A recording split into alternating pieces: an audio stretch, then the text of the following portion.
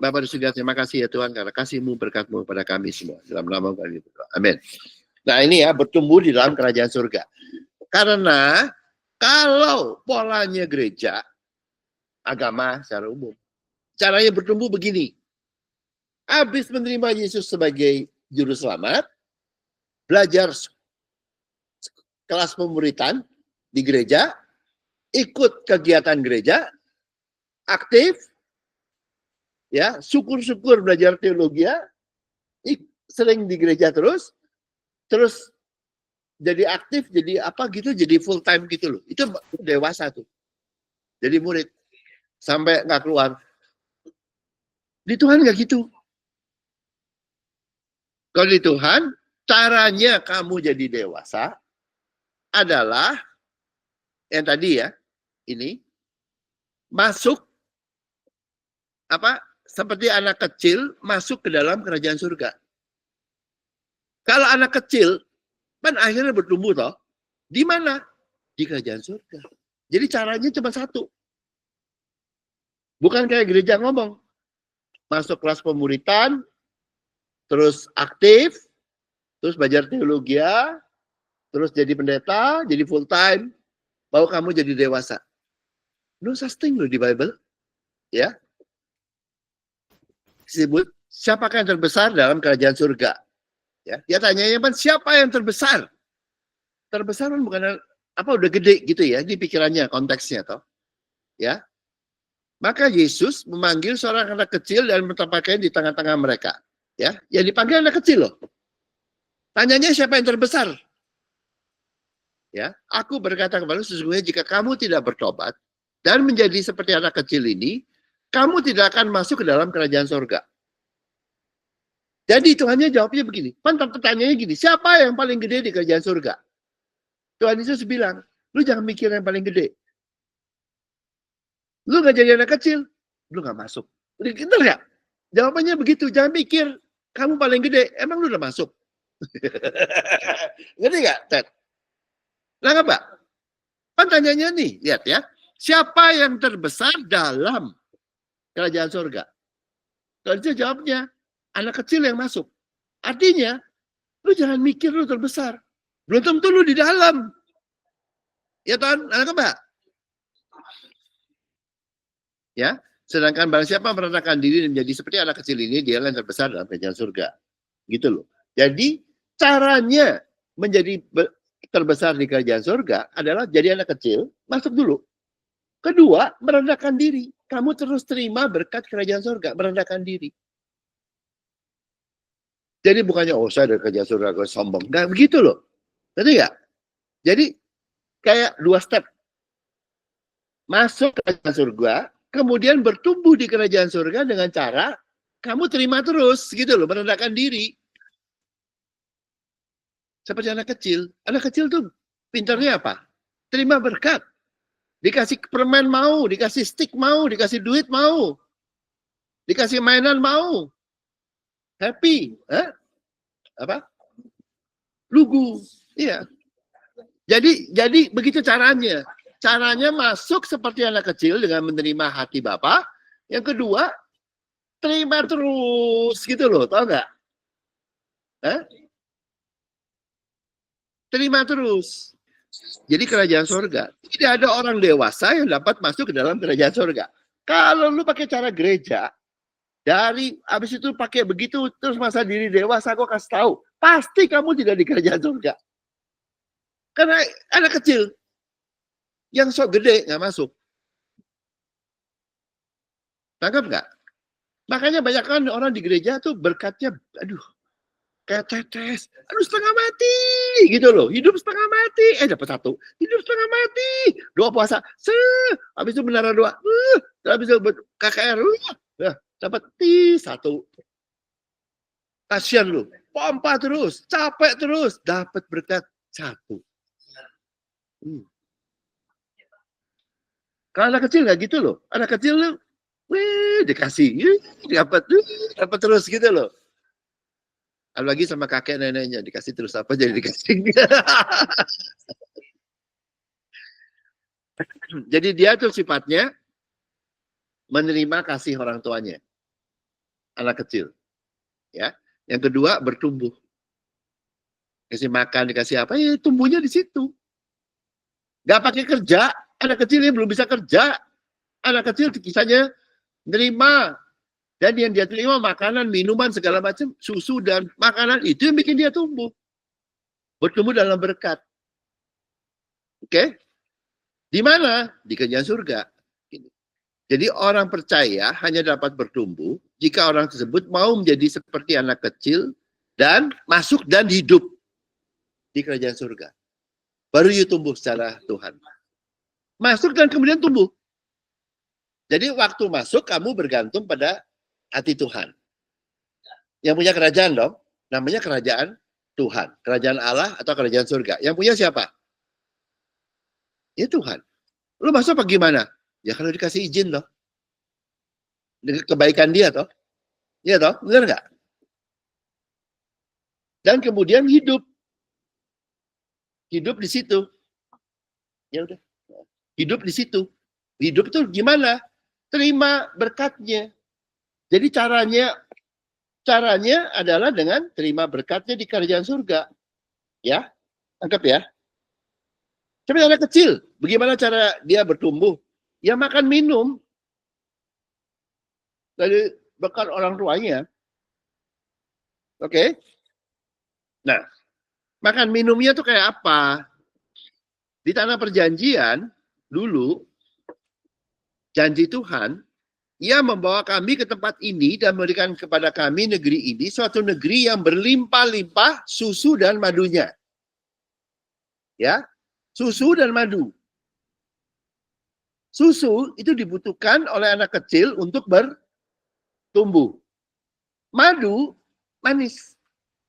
Hidup manis dari Tuhan, dari orang tua. Dari kasih Bapa. Ya. Dua hal.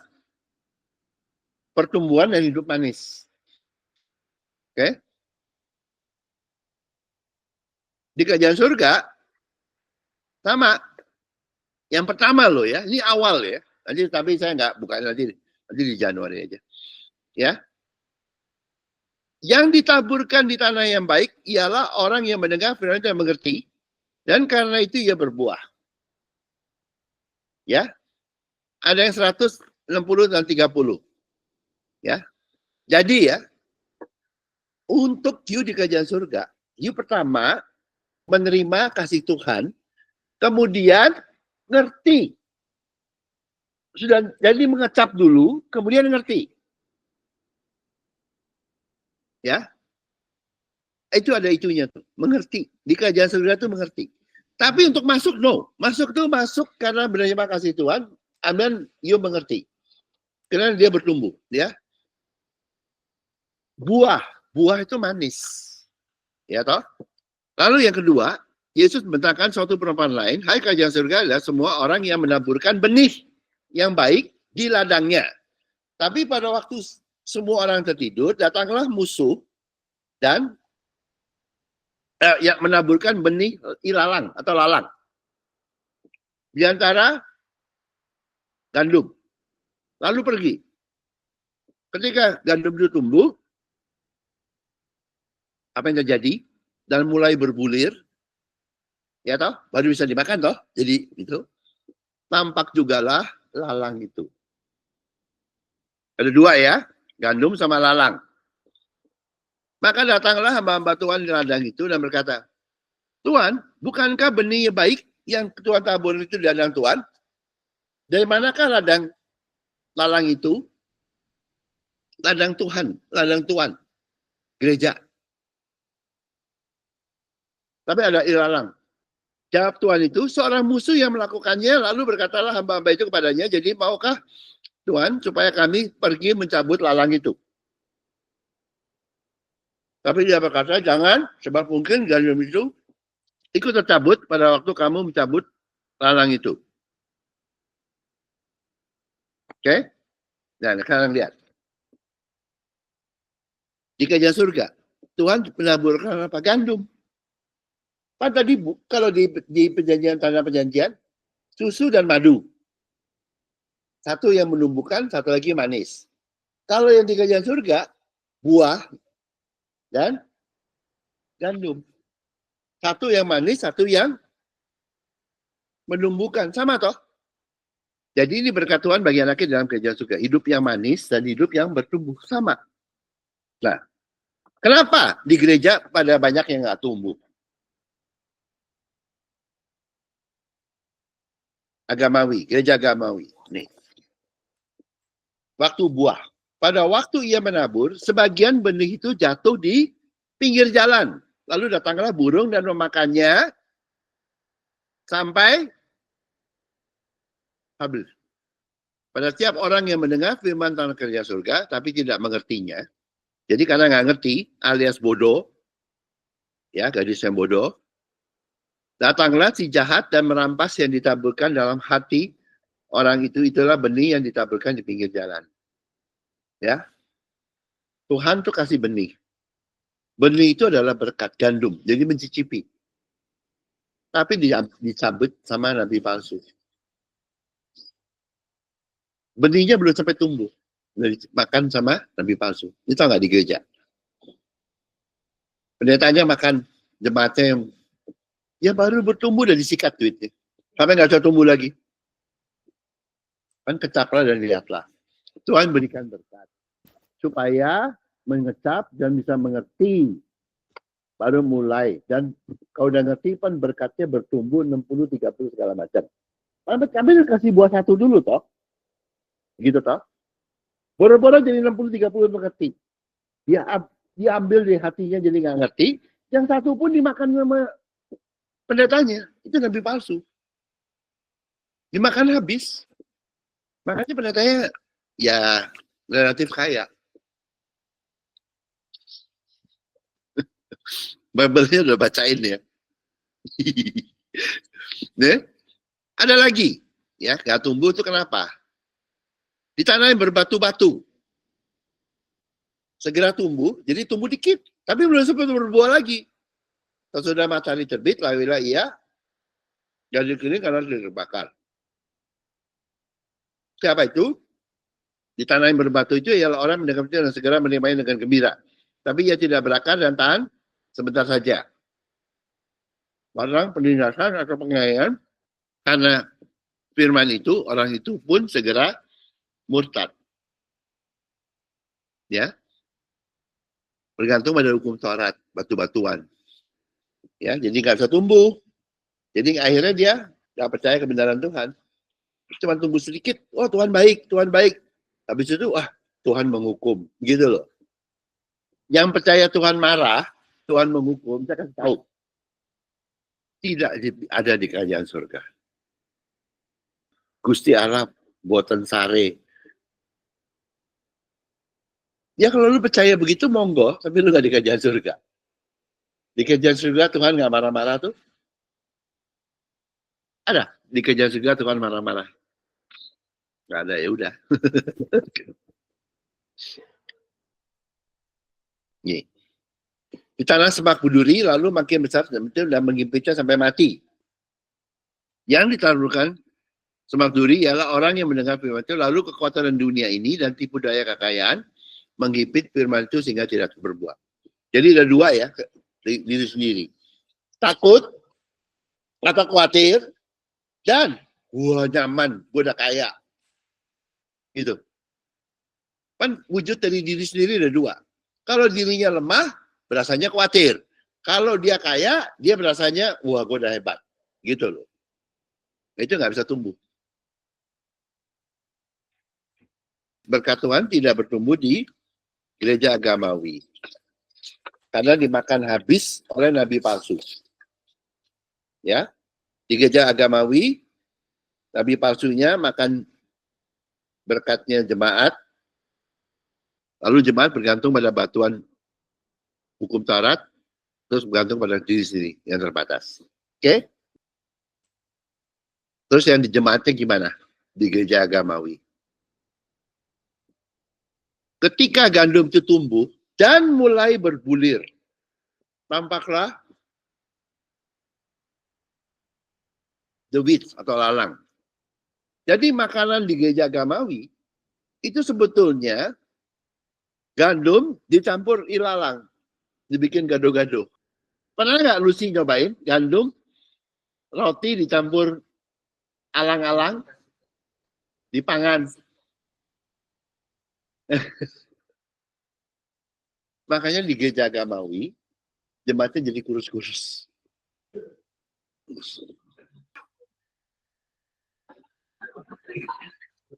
Kalau mau diet di situ ya Santi ya.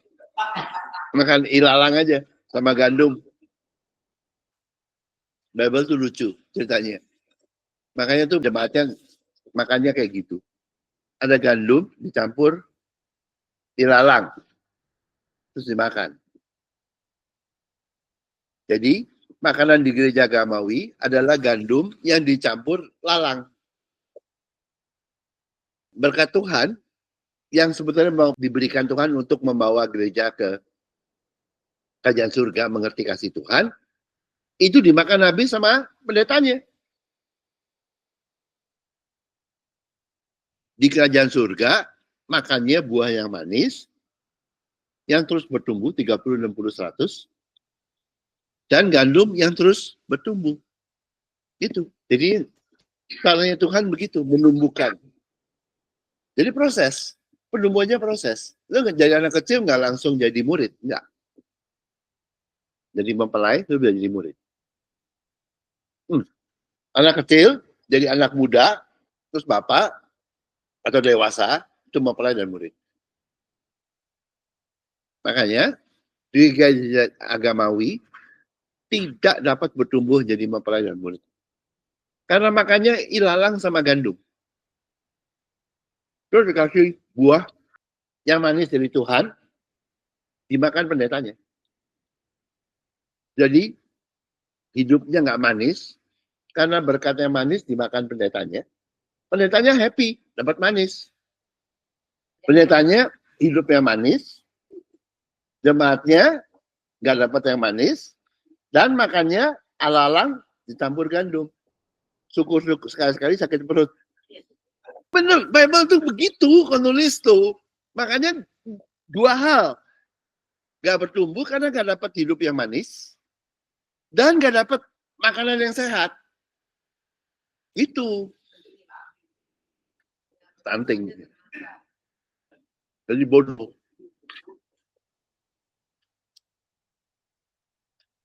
Jadi hanya di gereja yang memberi pengertian. Karena bertumbuh di situ.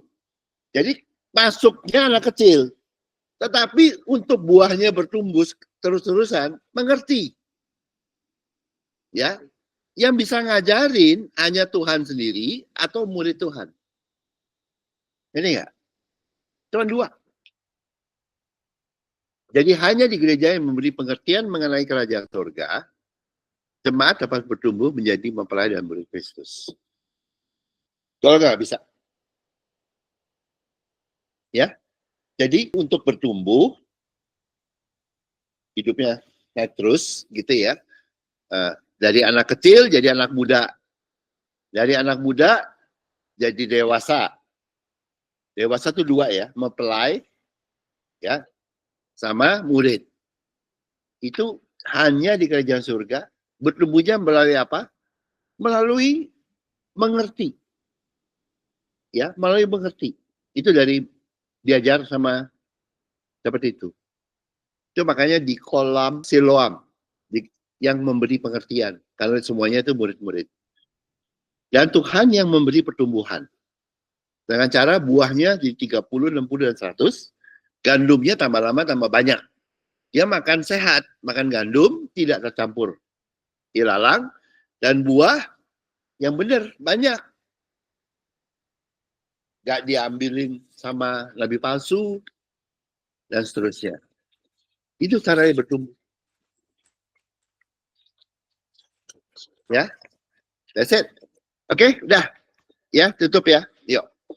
Bapa di surga, terima kasih Yesus karena kebaikan-Mu, pertolongan-Mu yang begitu baik kepada kami semua. Terima kasih Bapa dalam nama-Mu kami berdoa. Amin.